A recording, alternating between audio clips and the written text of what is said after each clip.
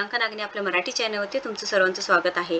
महाराष्ट्र सरकारने जे काही योजना राबवल्या आहेत त्यामधील एक महत्त्वाची योजना आहे मागेल त्याला सौर कृषी पंप योजना। या अंतर्गत ऑनलाईन अर्ज भरण्यास सुरुवात झालेली आहे। जे ऑनलाईन फॉर्म आहेत तुम्ही नक्कीच भरू शकता व तुमच्या शेतामध्ये सौर कृषी पंप बसवता आता येणार आहे। याची संपूर्ण माहिती आपण या व्हिडिओ थ्रू बघून घेणार आहोत। जे ऑनलाईन अर्ज करायचा आहे त्यामध्ये सर्व जी फील्ड्स असणार आहे त्यामध्ये काय भरायचं आहे, त्यानंतर इथे पात्रता काय असणार आहे, शासन निर्णय काय आहे, योजनेची माहिती, हे सर्व पॉइंट आपण इथे कव्हर करणार आहोत। महत्त्वाचं म्हणजे तुम्हाला इथे फक्त 10% रक्कम भरावी लागणार आहे आणि जी बाकीची रक्कम आहे ते तुमच्या खात्यामध्ये सरकार तुम्हाला अनुदान म्हणून जमा करणार आहे। त्यानंतर जे तुम्ही SC ST कॅटेगरीमध्ये असाल तर तुम्हाला फक्त 5% रक्कम भरावी लागणार आहे। त्यामुळे लक्षात घ्या, ही योजना आहे, संपूर्ण माहिती आहे। सौर कृषी पंप योजना खूप महत्त्वपूर्ण योजना आहे।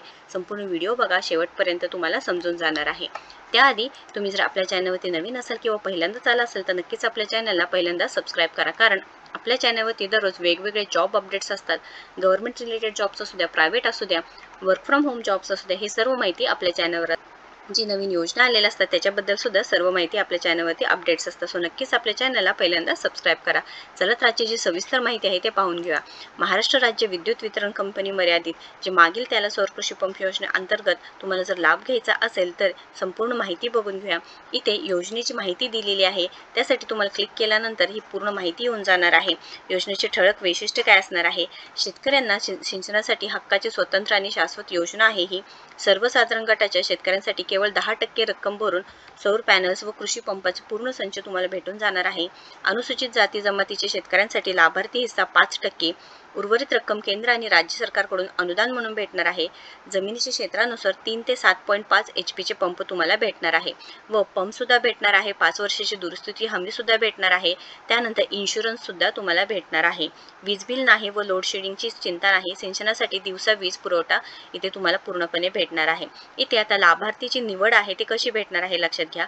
2.5 एकरापर्यंत ज्यांची शेतजमीन असणार आहे त्या धारक शेतकऱ्यास 3 HP जी क्षमताचे पंप असणार आहे ते भेटणार आहे। त्यानंतर 2.5 ते 5 एकरापर्यंत शेतजमीन असेल तर तुम्हाला 5 HP म्हणजे 5 HP क्षमतेचा पंप भेटणार आहे आणि 5 एकरावरील शेतजमीन धारक असणारा 7.5 म्हणजे 7.5 HP पंप तुम्हाला भेटणार आहे।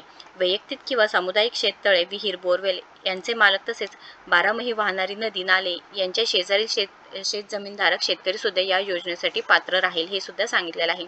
जरी तुमच्याकडे शेततळे आहे, विहीर आहे, बोरवेल आहे तरी सुद्धा तुम्ही नक्कीच इथे अर्ज करून या योजनेचा लाभ घेऊ शकणार आहे। ज्या शेतकऱ्यांकडे बोरवेल, विहीर व नदी इत्यादी ठिकाणी शाश्वत पाण्याचा स्रोत आहे याची खात्री महावितरणद्वारे करण्यात येईल।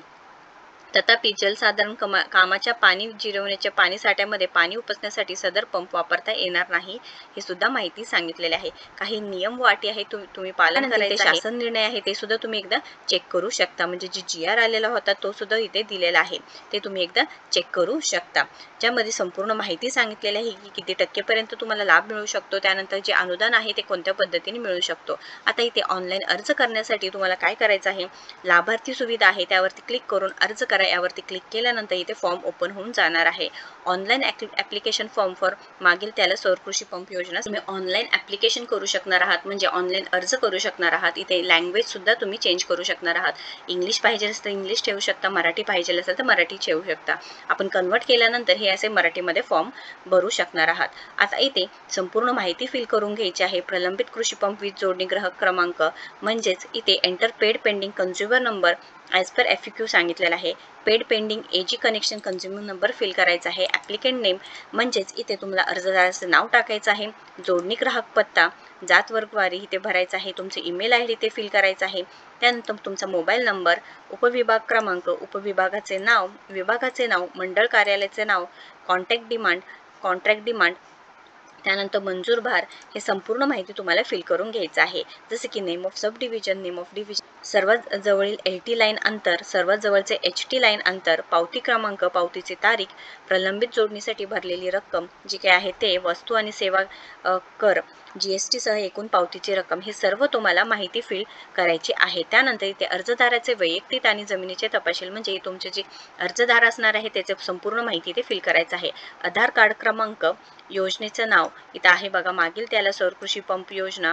त्यानंतर इथे जिल्हा कोणता असणार आहे तो तुमचं फिल करायचा आहे. जे काही जिल्हा असणार आहे तुम्हाला इथे फिल करावे लागणार आहे. त्यानंतर इथे तालुका कोणता असणार आहे ते तुम्हाला सिलेक्ट करायचं आहे. तुमचे गावाचं नाव सिलेक्ट करायचं आहे. त्यानंतर इथे मुख्य गट क्रमांक असणार आहे ते टाकायचं आहे. त्यानंतर इथे उपगट क्रमांक कोणता आहे ते, शेतीचा तुमचा कोणता प्रकार आहे, सेल्फ आहे, शेअर्डमध्ये आहे म्हणजे तुमची स्वतःची शेती आहे किंवा शेअरिंगमध्ये आहे ते टाकायचं आहे. त्यानंतर इथे जमीन मालकाचं नाव टाकायचं आहे. जमीन एकूण क्षेत्रफळ किती एकर आहे ते फिल करायचं असणार आहे तुम्हाला.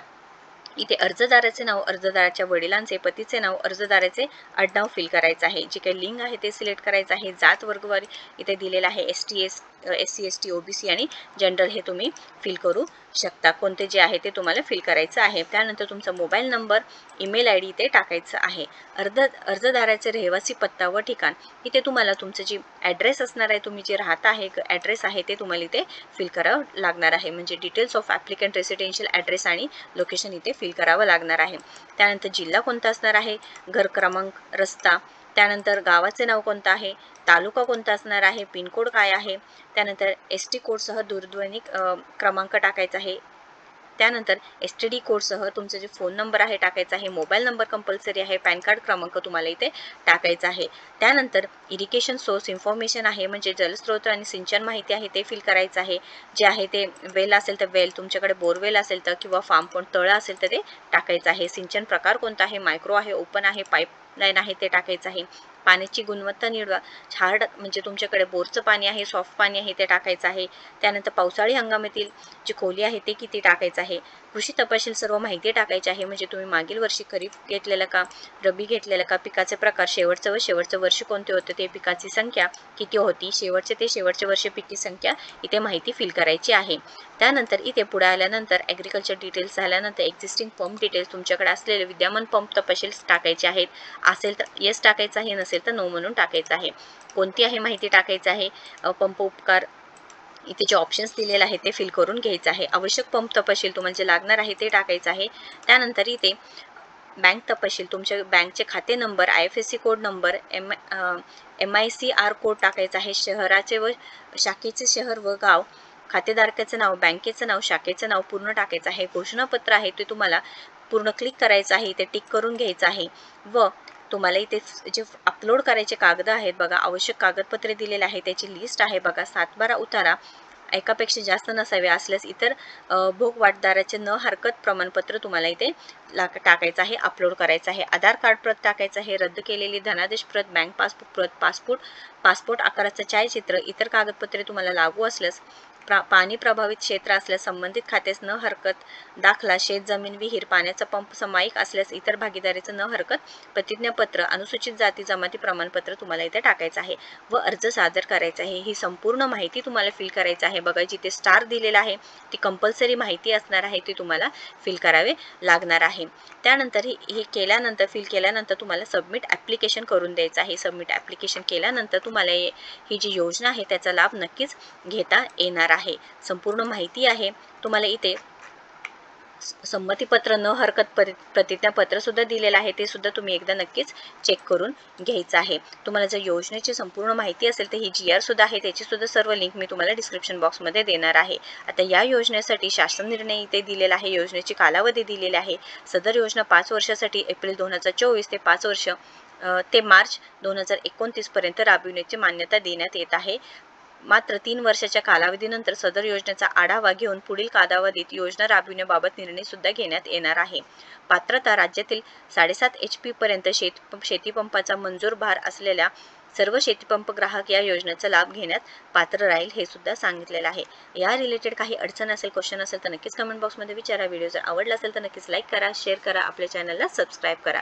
तुम्ही आपल्या टेलिग्राम चॅनलला सुद्धा नक्कीच कनेक्ट होऊ शकता. थँक्यू.